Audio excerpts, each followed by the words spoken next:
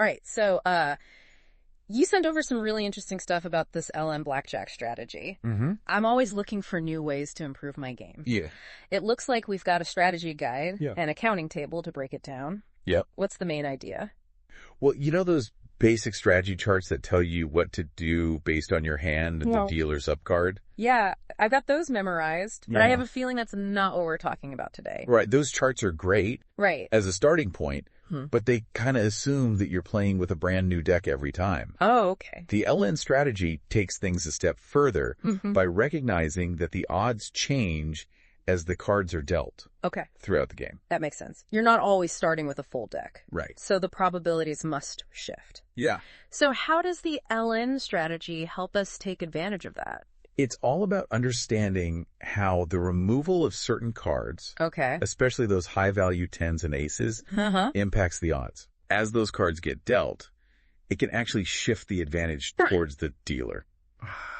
The LN strategy will help you adjust your play to become more conservative Okay. when the deck is less favorable. So it's not just about playing each hand correctly. Right. It's about understanding how the deck itself changes. Yeah.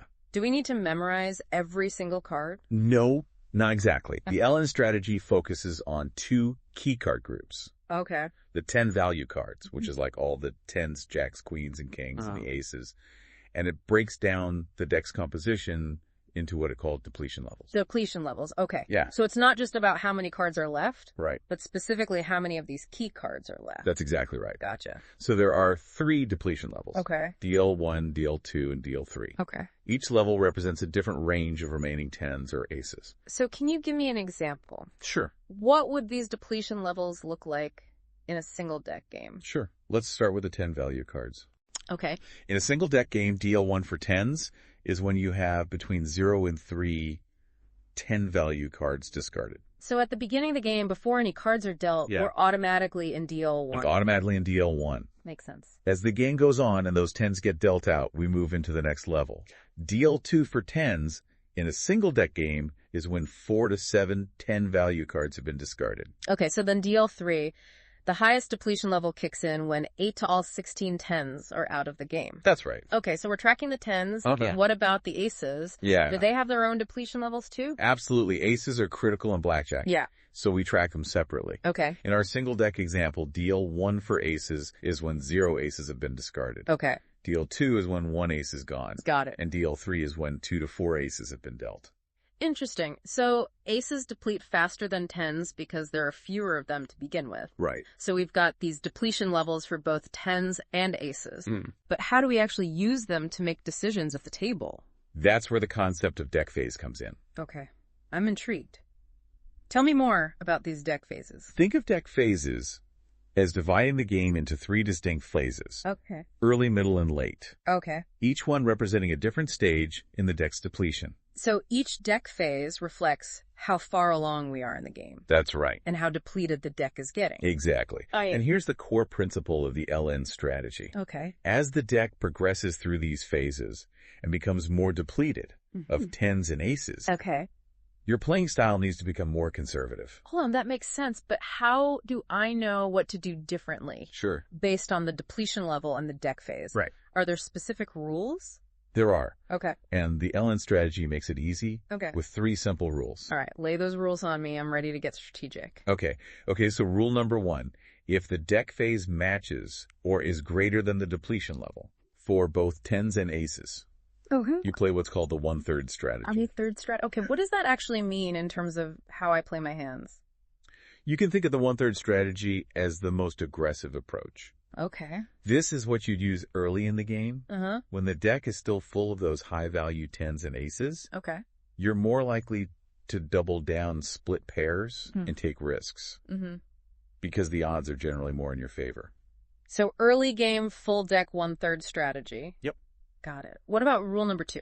When does that come into play? So rule number 2 kicks in when the deck phase is 1 level lower than the depletion level for either tens or aces. Yeah. In this situation, you would shift to the 2/3 strategy. So we're starting to get a little bit more conservative Right. because the deck is more depleted. Yeah. But we're not playing super cautiously just yet. Right. what does this 2/3 strategy look like compared to the 1/3? With the 2/3 strategy, you're still doubling down and splitting. Okay. In favorable situations, but you're being more selective. Okay. You're starting to recognize that the deck isn't quite as favorable. Right. So you're taking fewer risks. Okay. And I'm guessing rule number 3 is where we really tighten things up. That's right. Rule number 3 is all about playing it safe. Okay. Use this 3/3 strategy when the deck phase is 2 levels lower than the depletion level for either tens or aces. Okay. This means the deck is significantly depleted of those good cards, and the odds have shifted more towards the dealer's favor. So in this 3/3 strategy, we're basically just playing very conservatively, trying to minimize our losses and just kind of waiting for a better opportunity. Precisely. Doubling down and splitting become much less frequent. Gotcha. And you're really focusing on making smart, low-risk decisions to kind of weather the storm. Okay. I think I'm starting to see how this all fits together. Can we walk through a real game example? Sure. Just so I can see how these rules would play out at the table. Absolutely. Let's imagine you're playing a 6-deck game. Yeah. And you've been carefully tracking those tens and aces as they're dealt.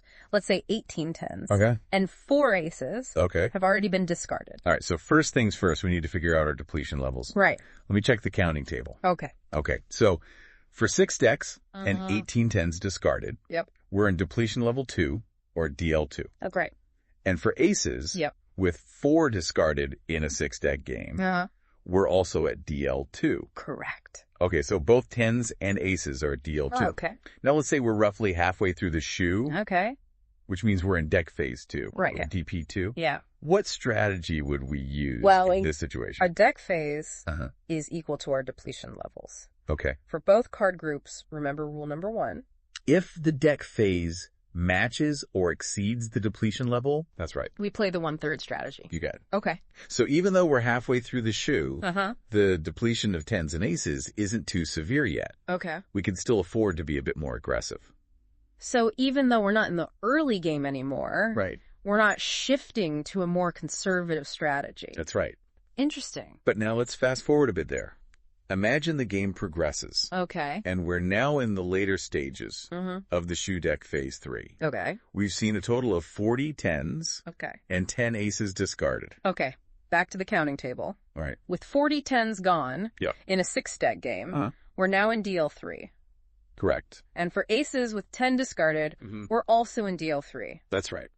Okay. Now remember, we're in deck phase 3, which is 2 levels lower That's right. than our depletion level for both tens and aces. Correct. Which brings us to rule number 3. If the deck phase is 2 levels lower than the depletion level, we switch to the 3/3 strategy. Exactly. The deck is now heavily depleted. Okay. Of those crucial tens and aces.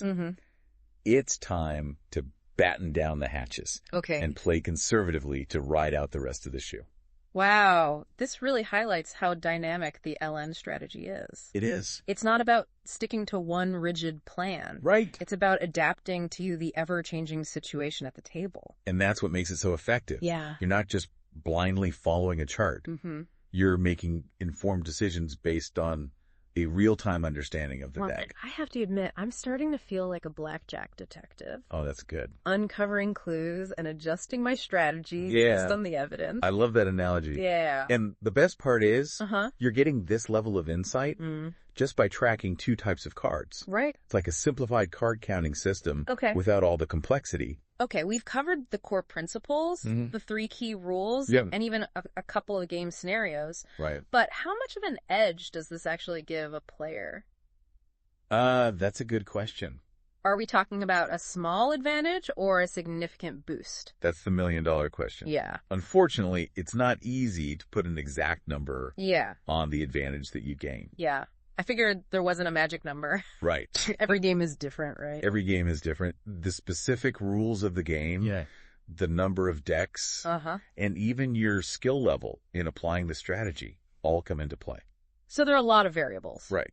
But even without a precise percentage, can we say that this strategy gives players a real edge over just playing basic strategy? Even without a precise number, it's safe to say that the LN strategy brings you closer to playing optimally. You're making more informed decisions. Yeah. And translates to a significant advantage Okay. in the long run. That's great to hear. It feels like we're moving from hoping for good luck to actively creating our own good luck. That's right. Yeah. By tilting the odds in our favor. Yeah, you're becoming a more strategic player. Right. Which is essential for success in any card game. Right. Especially blackjack. Okay. This is all incredibly fascinating. Good. But I'm also wondering how practical it is. Sure. I mean, this is a lot of information to process while you're at the table making quick decisions. How do we actually put this strategy into practice in a real casino setting? Yeah. It does seem like a lot to juggle. It is. When you're at the table with money on the line and everyone's waiting for you to make a move. It's definitely a skill that takes practice and discipline to master. So, no shortcuts to blackjack mastery. Right. But you said earlier that this strategy is relatively easy to implement. It is once you get the hang of it. Okay. So what's the first step? The first step is to really get those depletion level thresholds ingrained in your memory. Okay. Print out that counting table we talked about and study it until you can quickly recall the ranges for those different deck sizes. Got it. Treat it like my blackjack cheat sheet. Yes, exactly. So step 1 is memorizing those thresholds. What comes after that? And it's all about practice. Okay. Head to the casino, grab a seat at a low-stakes table, and start practicing your card counting. Okay. Just focus on those tens and aces. Okay. It might feel awkward at first, but with repetition, it'll become second nature. Kind of like learning a new dance routine. That's a great analogy. Awkward at first, but then you're showing off your moves on the dance floor. Yeah. Okay, so practice counting those tens and aces. Right. Then what? Once you feel comfortable with the counting, you can start incorporating those 3 key rules that we discussed. Pay attention to the deck phase. And then, based on the relationship between the deck phase and the depletion level, adjust your playing style accordingly. So it all comes together. Counting the cards, figuring out the depletion level, and then choosing the right strategy based on those rules. That's it. Okay. And remember, it's a journey, not a destination. Right. Don't expect to become a blackjack savant overnight. Be patient, practice consistently, and have fun with the process. Yeah, and that's what I love about games like this. You can have fun while also learning a new skill. Absolutely, challenging yourself. What's really cool about the Ellen strategy is it turns you from a passive player into someone who's actively engaging with the game, making calculated decisions based on this deeper understanding of what's happening with the deck. We've definitely covered a ton of information today. We have. Any final words of advice for our listeners before we wrap up? Here's something to ponder. How might understanding the LN strategy change your overall approach to blackjack? Okay. Beyond just deciding how to play each individual hand. Ooh, that's a good one. What else could it affect? Well, does it change how you think about managing your bankroll? Ooh. Does it make you more aware of the subtle shifts in momentum that happen throughout the game? Those are some really interesting questions. I can already feel my blackjack brain working overtime. That's good. All right, listeners, I hope this deep dive has given you a powerful new tool for your next blackjack adventure. Now go out there, practice what you've learned, and see how this awareness of card depletion transforms your game. And most importantly, have fun. Right. Remember, the more you understand the game, the more you can enjoy it. And hey, who knows? Maybe this is just the beginning of our blackjack deep dives. Maybe in future episodes we can explore some more advanced strategies or specific scenarios using this LN framework. There's always more to learn.